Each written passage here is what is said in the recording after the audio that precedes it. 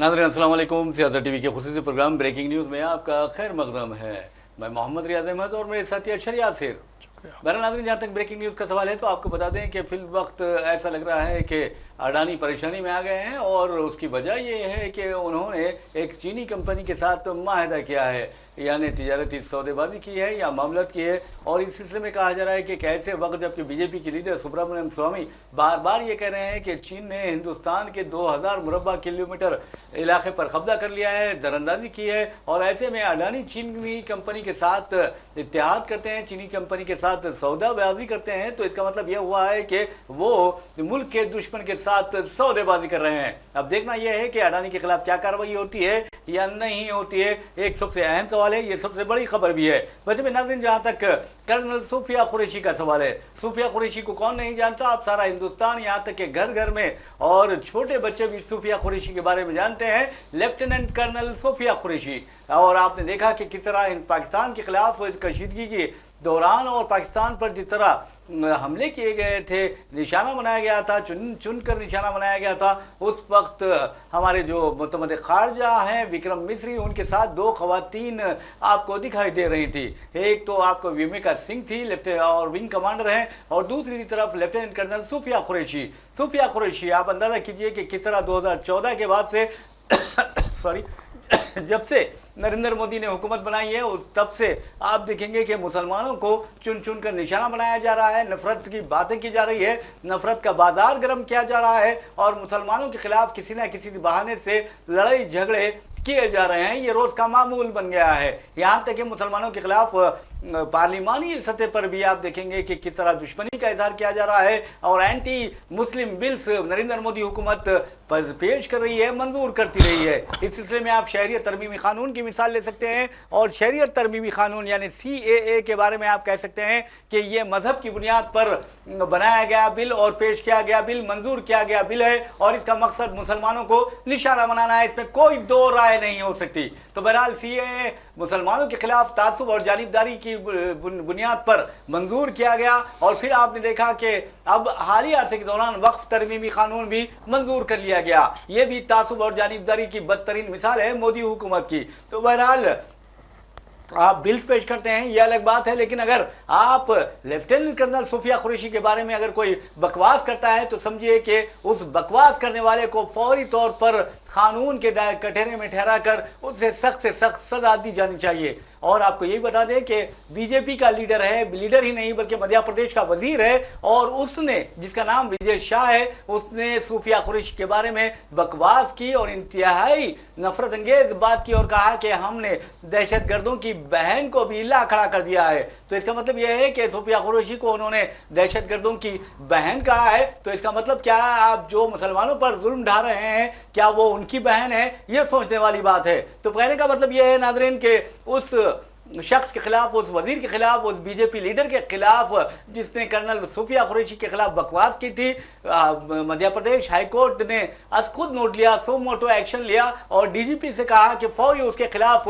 FIR दर्ज की जाए। तो बहरहाल अगर मैं हमारा बस चलता तो हम उसे लात मारकर वजारत से निकाल देते, लेकिन हाईकोर्ट ने बड़े एहतियात से काम लिया है। तो बहरहाल उसके खिलाफ FIR दर्ज करने की बात की गई थी, FIR दर्ज कर लिया गया है उसके खिलाफ और अब उसने माफी चाहना शुरू कर दिया और कहा कि मैं तो सूफिया कुरैशी को अपनी बहन से ज्यादा इज्जत करता हूं। अब आया ऊंट पहाड़ के नीचे। तो बहरहाल इस तरह के जो दरिंदे होते हैं उनके खिलाफ कार्रवाई करनी जरूरी है, चाहे वो किसी ओहदे पर फायज क्यों ना हो, चाहे वो शमशान की रात लगाएं या कब्रिस्तान की बात करें। चलते हैं अशर यासिर की तरफ। बिल्कुल सही सर, उन पे 3 धाराओं में केस दर्ज किया गया, एक 152, 196(1) और B एंड 197(1) और C के तहत FIR दर्ज की गई। उसके बाद मंत्री ने एक वीडियो पे काफ़ी ज़्यादा तारीफ़ की है सूफिया कुरैशी की। उन्होंने कहा है कि वो हमारी बहन नहीं, पूरे देश के बहन है और उन्हें हम दिल से अपनी बहन मानते हैं। वो जो मुझसे गलती हुई थी उससे मैं पूरे समाज से माफ़ी मांगना चाहता हूँ। मैं बहुत शर्मिंदा हूँ, बल्कि मैं दुखी भी हूँ और सभी से माफ़ी मांग रहा हूँ। उन्होंने सूफिया कुरैशी को लेकर आगे कहा कि हमारे देश के वो बहन है सूफिया कुरैशी जिन्होंने राष्ट्र धर्म निभाते हुए जाति व समाज से ऊपर उड़कर जो काम किया है, उन्हें हमारी सगी बहन से भी ऊपर सम्मानित मानता हूँ। अब आप ये देखिए कि एक तरफ ये कहा जा रहा है कि जाति और धर्म से उड़ करके ऊपर जो उन्होंने काम किया है उससे मैं इतना प्रभावित हुआ हूँ कि मैं उन्हें अपनी बहन से भी ज़्यादा सम्मान करता हूँ। और वहीं 2 दिन पहले उन्होंने एक बयान दिया था कि उन्हें आतंकवादियों की बहन को भेज करके उन्होंने उस आतंकवाद को ख़त्म करने की कोशिश की है। तो जिस तरह से अगर सर खुदा न खास्ता ये बात कोई अपोजिशन का लीडर अगर ये बोल देता तो आप ये देखिए कि वही सो कॉल्ड मीडिया, वही दरबारी मीडिया, हर चैनल पे हर जगह हेडलाइन यही चल रही होती कि इस वक्त जो है क्या सिचुएशन है हिंदुस्तान में कि लोग जो अपने फौजी हैं उनको भी नहीं छोड़ रहे। लेकिन सबसे बड़ी चीज़ ये कि ये जो कहा विजय शाह ने, उसके बाद ये वीडियो एक दो दिन के बाद बाहर आया है, जब इस पे जो एमपी के जो कांग्रेस के प्रेसिडेंट है जीतू पटवारी, उन्होंने इस पे एफआईआर की बात की। उसके बाद चीज़ें बाहर आई। फिर कल बीजेपी के जो आला लीडर हैं वहाँ के मध्य प्रदेश के, वो सोफिया कुरैशी के घर गए, उनके घर वालों से मिले और फिर विजय शाह को भी वहाँ पे तलब किया गया। दैन फिर उन्होंने माफ़ीनामा किया अपना, जो भी हुआ वहाँ हाई कोर्ट से आदेश दिया गया। हालांकि मांग ये की जा रही है अपोजिशन की तरफ से कि आप वहाँ से इस्तीफ़ा दें, उस पद से इस्तीफ़ा दें। हालांकि अभी तक बीजेपी के बड़े लीडरों में किसी ने इस पे कोई बयान नहीं दिया है, उनको जरूरत भी नहीं होती, और फिर सर मैं कल भी यही बात बोला था, मैंने कहा जिस तरह से निशिकांत दुबे ने बोला था सीजीआई के लिए या सुप्रीम कोर्ट के लिए, तो बीजेपी ने सबसे पहले अपना एक ट्वीट किया था कि इसे पार्टी का कोई लेना देना नहीं है, ये उनकी अपनी पर्सनल राय है। तो यहाँ पे भी वही हो सकता है। वहीं दूसरी खबर जो आपने बताई कि अडानी ने जो वहाँ पे क्या बोलते हैं एक मुआहदा किया है साथ में मिल कर के काम करने का, 8 मई को, जिस वक्त 22 अप्रैल को वो हुआ था पहलगाम हमला, 8 मई को जब देश युद्ध जैसे हालात में था, तब पाकिस्तान का खुलकर समर्थन करने वाले चीन की एक कंपनी अडानी के साथ मिलकर एयरपोर्ट पे काम करने के लिए बात बना रही थी और अडानी वहाँ उनसे मिल करके अपने लिए बात बना रहे थे। वहीं कल एक खबर बाहर आई है कि अरुणाचल प्रदेश के कुछ गांव हैं जिनका नाम चाइना ने चेंज किया है, ठीक है। उसके बाद ये कहा गया, वही दरबारी मीडिया के चैनल्स पे ये बात कही गई कि हिंदुस्तान ने फटकार लगाई है। एक तरफ चाइना पाकिस्तान को खुल के सपोर्ट कर रहा है, आप उस पर बैन कर रहे हैं हिंदुस्तान में, दूसरी तरफ जो आपके दोस्त हैं, सगे दोस्त, वो जाकर के चाइना के साथ डील कर रहे हैं, वो भी उस वक्त जब चाइना सपोर्ट कर रहा है और हिंदुस्तान पाकिस्तान में मतलब उससे क्या बोलते हैं, एक तरह की जंग छिड़ी हुई है, ठीक है। और हिंदुस्तान की जो मीडिया है उसमें भी अलग तरह की जंग छिड़ी हुई थी कि मैं सबसे आगे हूँ, तो मैं मतलब अगर किसी ने कराची पे कब्जा किया है तो मुझे इस्लामाबाद पे कब्जा करना है। तो ये सब चीज़ें चल रही थी। लेकिन आप ये भी देखिए कि अगर यही कोई छोटा दुकानदार करता है, छोटा कोई बिजनेसमैन करता है, तो उस पर कितने तरह के इल्ज़ाम लगाए जाते हैं, उस पर कितना ट्रोल किया जाता है, उसको जो बीजेपी के या आरएसएस के जो विंग्स हैं छोटे छोटे, वो जा करके वहाँ पे परेशान करती है। अभी हमने कराची बेकरी पे वो चीज़ें देखी थी, अभी हाल ही में चीज़ें सामने आई। लेकिन अडानी के खिलाफ कोई नहीं बोल रहा अभी तक। किसी भी जो दरबारी मीडिया उसने इस खबर को बताया ही नहीं है, इस पर डिस्कशन ही नहीं हुआ है, वो और चीज़ों पर डिस्कशन कर रहे हैं क्योंकि ये इंपॉर्टेंट खबर नहीं है, इस वजह से कि ये हमारे जो बॉस हैं उनकी है। बहरहाल नाज़रीन, आपको बता दूं कि जहाँ तक दुश्मन मुल्क का सवाल है, चीन और पाकिस्तान हमारे दुश्मन हैं, इसमें कोई दो राय नहीं हो सकती है। अगर आप दुश्मनों के साथ इत्तेहाद करते हैं, अगर आप दुश्मनों के साथ माहिदात करते हैं, एग्रीमेंट करते हैं, तो इसका मतलब यह है कि आप दुश्मन का साथ दे रहे हैं। चीन के बारे में डॉक्टर सुब्रमण्यम स्वामी बीजेपी का साबिक रुकन राज्यसभा है और ये कहता है कि जो चीन है उसने हिंदुस्तान के तकरीबन 2000 मुरब्बा किलोमीटर रकबे पर कब्जा कर लिया है, दरअंदाजी की है, और मोदी इसका जवाब नहीं दे रहे हैं। तो इसका मतलब ये है दाल में कुछ काला है। क्यों मोदी इसका जवाब नहीं देते, ये सोचने वाली बात है। अगर आप मणिपुर में किसी खातून की इज्जत लूटी जाती है, किसी बेटी को बेइज्जत किया जाता है, तो मोदी मुजरिमाना खामोशी अख्तियार करते हैं, तो उसकी वो अलग वजह हो सकती है। लेकिन चीन के मामले में, जबकि चीन ने हिंदुस्तान के 2000 मुरब्बा किलोमीटर इलाके पर कब्जा कर लिया, ये बीजेपी का लीडर कह रहा है, लेकिन वजीर आजम को इस वक्त नहीं है कि उसका जवाब दे सके, ना कोई बीजेपी लीडर उसका जवाब देने की हिम्मत रख सकता है या जुर्रत कर सकता है। और दूसरी अहम बात, अडानी अगर चीन से माहिदा करता है तो इसका मतलब यह है कि वो दुश्मन मुल्क के साथ इत्तेहाद कर रहा है, इत्तेहाद की बात कर रहा है। तो ऐसे में क्या वजीर आजम नरेंद्र मोदी और बीजेपी से लेकर उनकी जो सरपरस्त तंजीम है आरएसएस, क्या वो अडानी से अपने ताल्लुकात मुनक़ता कर लेगी, क्योंकि वो एक दुश्मन मुल्क के साथ इत्तेहाद कर रहा है, दुश्मन मुल्क के साथ एग्रीमेंट कर रहा है, तिजारती सौदेबाजी कर रहा है, तो क्या ये हिंदुस्तान का नुकसान नहीं है? ये सोचने वाली बात है और ये हिंदुस्तानियों को सोचनी होगी। आज हिंदुस्तानियों को हिंदू मुस्लिम के नुक्ते नजर से नहीं देखना होगा, बल्कि ये देखना होगा कि दुश्मन मुल्क के साथ कौन इत्तेहाद कर रहा है, दुश्मन मुल्क का कौन साथ दे रहा है, ये देखना होगा। वैसे भी नाज़रीन, जैसा अशर यासिर ने कहा है कि जो दरबारी मीडिया है, दरबारी मीडिया नहीं, मैं तो उसे तलवे चाटू मीडिया कहता हूं, गोदी मीडिया कहता हूं, और ये हुकूमत के हमेशा तलवे चाटते हैं, हुकूमत की नाकामियों को कामयाबी के तौर पर पेश करते हैं, और जो मुल्क के अहम मसाइल है, मुल्क को दरपेश अहम मसाइल है, उस पर बात करने की बजाय ये हिंदू मुस्लिम करते हैं, मंदिर मस्जिद करते हैं, और आप देखेंगे कि गैर जरूरी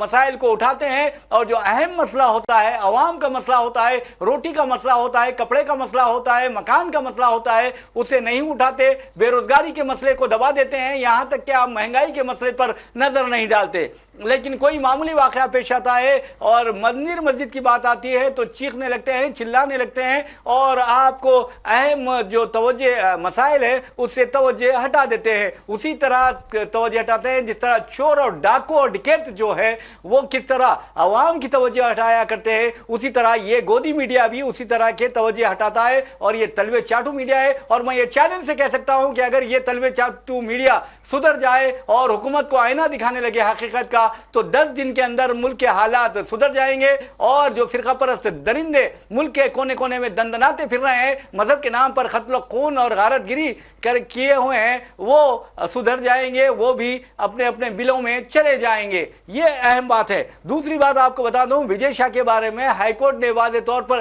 कहा कि ये कैंसरस है और ये डेंजरस है, इस तरह के रुझानात उस पर काबू पाना जरूरी है। अब ये माफी मांग रहा है, बिलबिला रहा है, तलमला रहा है, रो रहा है, चीख रहा है, और अपनी बहन से ज्यादा सूफिया कुरैशी की इज्जत करने की बात कर रहा है। तो मैं समझता हूं कि बीजेपी को फौरी तौर पर, अगर वो मुहिब्बे वतन है तो बीजेपी को फौरी तौर पर उसे काबीना से निकालना चाहिए। देखिए, सबसे बड़ी चीज़ ये है कि जब से पहलगाम का हमला हुआ है जी, उसके बाद से अब तक जो रिपोर्ट्स आई हैं उसमें 183 हेट स्पीचेस के मामले सामने आए। जी। हेट स्पीचेस नहीं, मतलब जो देश में भाईचारे को तोड़ने वाली चीज़ें हैं, उनमें सबसे ज़्यादा जो चीज़ें सामने आई वो उत्तर प्रदेश से आई।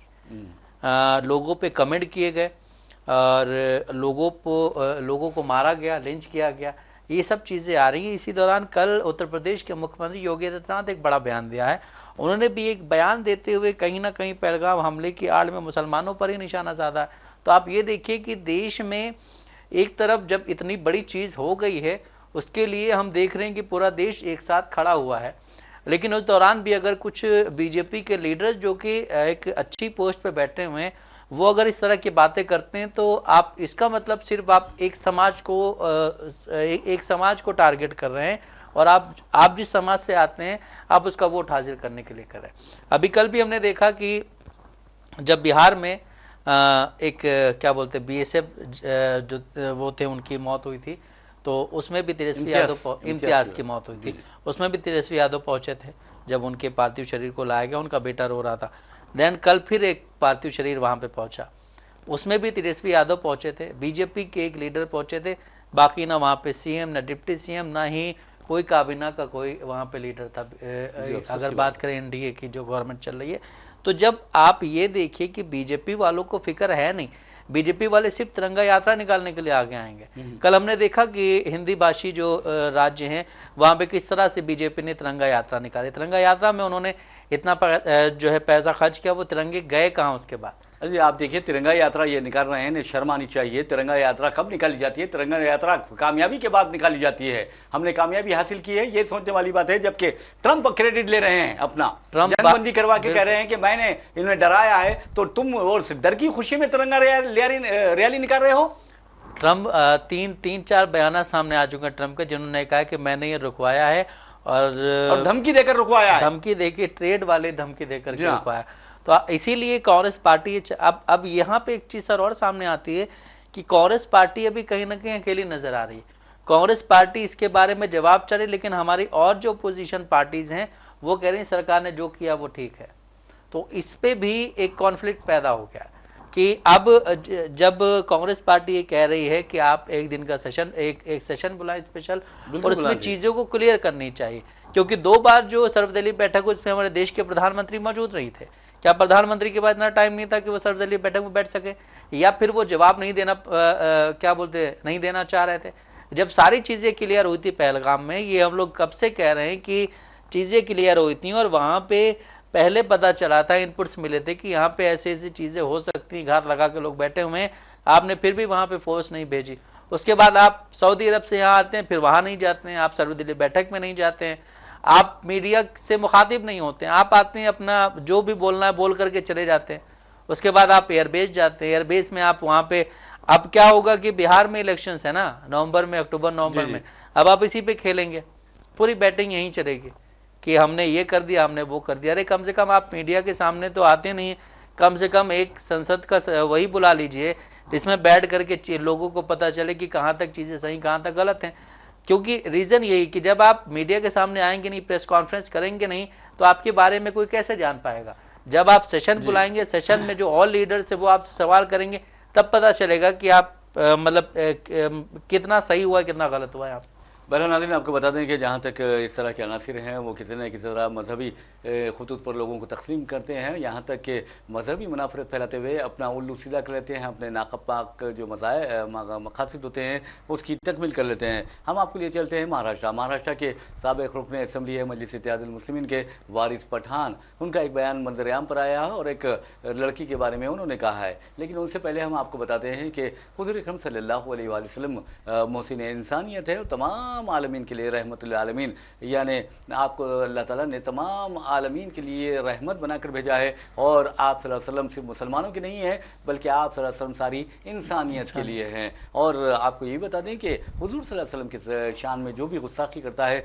उसका आप ट्रैक रिकॉर्ड या बैकग्राउंड निकाल कर देख लें तो पता चलेगा कि वो हराम की औलाद होता है, इसमें कोई दो राय नहीं है। और पूरे जिम्मेदारी से ये बात कह रहा हूँ। तो बहरहाल जहाँ जहाँ भी आप देखेंगे, खुद हमारे मुल्क में बाद ऐसे दरिंदे हैं जो हुजूर सल्लल्लाहु अलैहि वसल्लम की शान में गुस्ताखी करते हैं, तो उसका उनका बैकग्राउंड मालूम कर लीजिए तो आपको अंदाज़ा हो जाएगा कि वो किस किस्म की औलाद है या किस किस्म की उनकी पैदाइश हुई है। तो बहरहाल अब आपको बताना ज़रूरी है कि एक वारिस पठान का एक बयान मंजर यहाँ पर आया है जिन्होंने एक गुस्ताख के बारे में इंकशाफ किया है और कहा कि फौरी उसे गिरफ्तार किया जाए। शर्मिस्ता_19 के तहत उसने एक वीडियो अपलोड किया इस मलऊन लड़की ने, और उसने हुज़ूर अकरम सल्लल्लाहु अलैहि वसल्लम की शान में गुस्ताखी की है। यहाँ तक कि आप देखेंगे कि हुज़ूर सल्लल्लाहु अलैहि वसल्लम की शान में गुस्ताखी करने के बाद मुसलमान बरहम हो गए हैं और उसकी गिरफ्तारी का मुतालबा किया जा रहा है। दूसरी तरफ वीडियो में उस लड़की ने बॉलीवुड के जो खान है, चाहे शाहरुख खान हो, सैफ अली खान हो, कि आमिर खान हो, जो भी हो,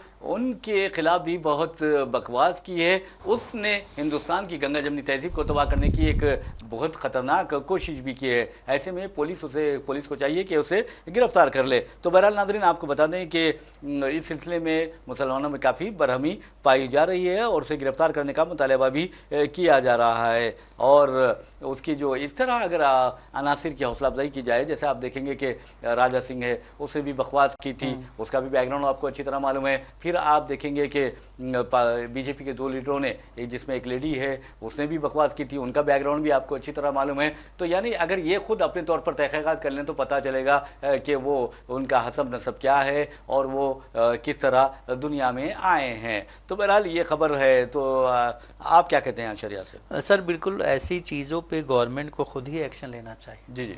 आप जो है किसी का मतलब किसी भी धार्मिक किसी भी धर्म से रिलेटेड कोई टिप्पणी नहीं कर सकते हैं। जी जी। और सबसे पहले इस पे जो सोशल मीडिया साइट्स हैं उन्हें एक्शन लेना चाहिए कि जैसे ही बोलना शुरू करें उनको उसको कट कर देना चाहिए वहीं पे। जी जी। वीडियो बंद हो जानी चाहिए कि ये भी कुछ ऐसा लेकर के आएंगे तो शायद। अब देखिए उस लड़की ने जो बोला, मैंने सुना नहीं अभी क्योंकि मुझे 2-3 लोगों ने बोला, बट मतलब मन नहीं किया सुनने का।